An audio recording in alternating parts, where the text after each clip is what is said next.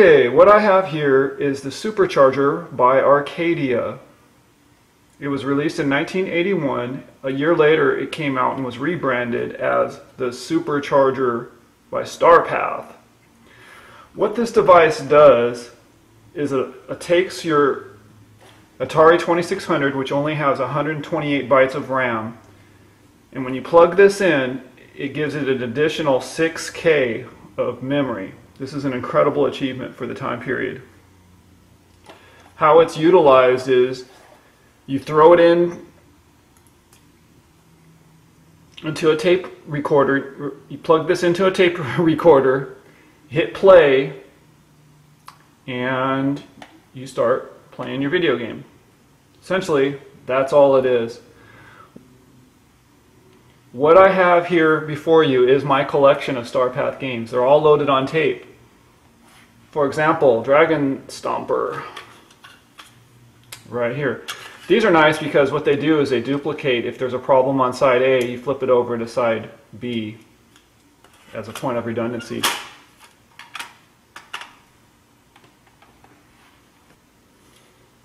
This device is compatible with the Atari 2600, 2600 Junior.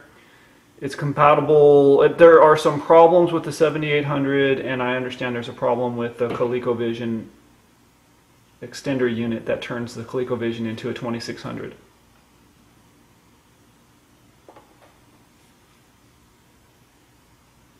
Okay, so I'm going to plug this into the Atari. I'm going to throw in, for an example, the terrific game Suicide Mission, and we'll give it a spin.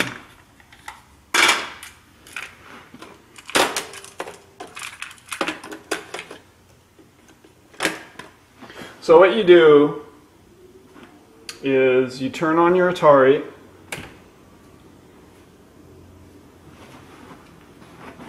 and what you're going to see is it's going to ask to press play on tape. Rewind and then press play. Okay, I'm going to go ahead and hit play, and we'll see if it will load for me.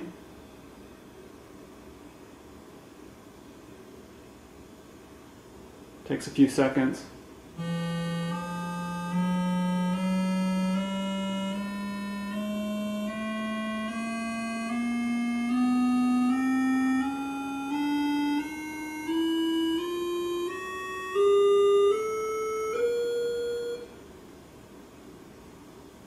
Stop tape.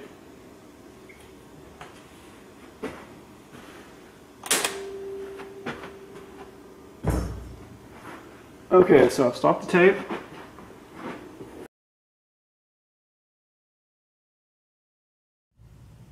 I just wanted to give a quick demonstration that rather than playing the games directly off of the tapes, you have the capability of plugging in the Starpath Supercharger directly into your tablet. And that's what I'm going to demonstrate here.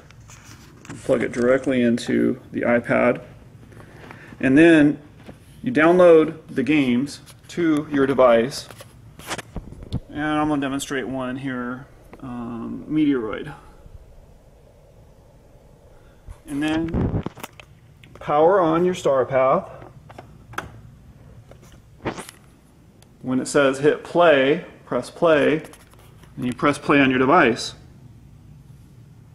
And then it emulates the tape.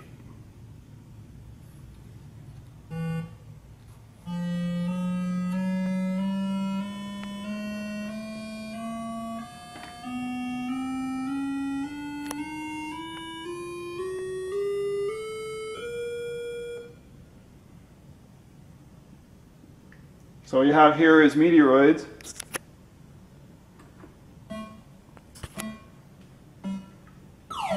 What this is a little bit of an asteroids, well, it's asteroids. It's definitely an asteroids clone.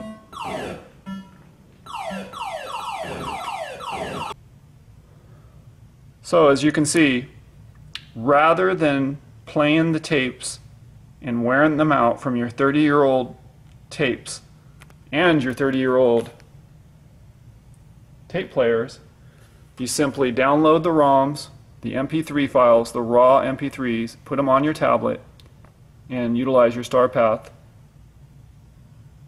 at the same time preserving the library that you own already.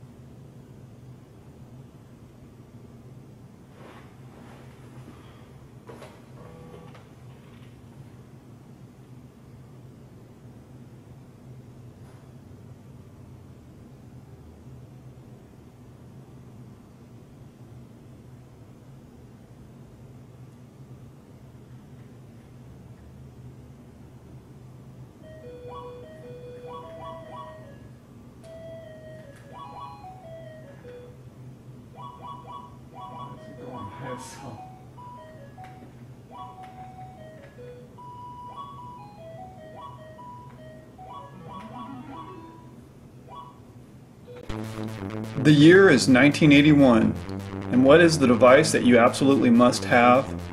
The Supercharger by Arcadia, a device which increases the memory in the Atari by 49-fold, paving the way to games with better graphics and complexity.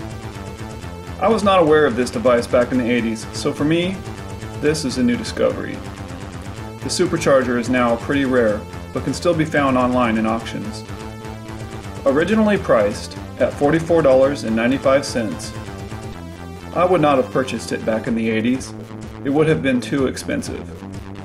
It did come packaged with Phaser Patrol for that price, and many individual games were cheaper, being that cassette tapes were cheaper to produce than cartridges. I believe this unit was way ahead of its time. A great concept. With this device you could have much larger games. Imagine adventure with many more game modes, or with extra hidden castles. I believe this unit could have enabled large text adventure games to exist on the Atari 2600, Infocom style.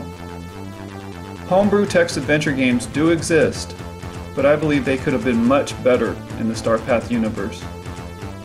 I mean, this thing had a lot of potential. In fact, the Starpath game Dragonstomper was the first true role-playing game released for the 2600.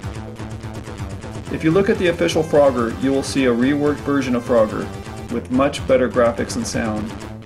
I would have loved to have seen more games reworked with this technology. Pac-Man or E.T. by Starpath. I mean, they sort of did do versions of Defender and Asteroids. Starpath games cannot be individually released on separate cartridges. Well, at least not now. Someone would have to recreate the Starpath and essentially stuff it inside the cartridge, which could be done, but the market does not currently exist for that. Nowadays, modern cartridges have sort of leapfrogged the Starpath, with cartridges now allowing for 8, 16, and 32 kilobytes. But Starpath games could potentially go further, with the ability to load more levels off of tape as you progress through a game. Starpath games do run on Harmony cartridges. These cartridges allow you to load your own ROMs onto the Atari 2600 and can be purchased from Atari Age. The other option you have to play Starpath games is emulation.